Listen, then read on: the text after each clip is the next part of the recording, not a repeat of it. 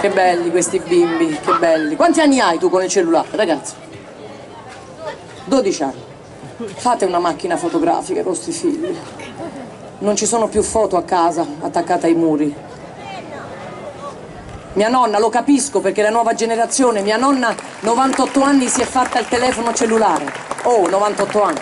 Dico, nonna, ti sei fatta il cellulare? Dice, nonna, ma che è? Dico, no, il telefono senza filo, oh, si sono fregati la cabina, si sono. Che poi adesso fateci caso, il cellulare, l'uomo, soprattutto l'uomo, per essere figo, per gesticolare, perché noi italiani gesticoliamo, non se lo porta più all'orecchio, oggi si usano quegli auricolari. Quindi la gente parla per strada solitaria.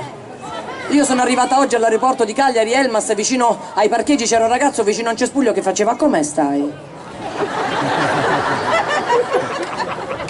Ti sento un po' giusto per io. E quando sta giù è un problema. È inutile che poi voi maschietti ve ne andate in farmacia a comprare quelle pillole azzurre. Dopo i 60 parte la coronaria, Quel mio amico che è andato in farmacia e senza dire niente alla farmacista ha aperto le mani così. Muto! La farmacista l'ha guardato, crema per le mani? No, mi devi dare 10 pasticche di Viagra. 10, sì! Domani a Roma atterra un aereo con 160 californiane, voglio fare la mia porca figura. Gli snocciola 10 pasticche di Viagra e se ne va. Il giorno dopo il mio amico ritorna in farmacia un'altra volta con le mani così. La farmacista incredula, altre 10 pasticche di Viagra, no, crema per le mani, l'aereo non è atterrato. Signora, ma che gliela spiega? No, vabbè, me ne vado.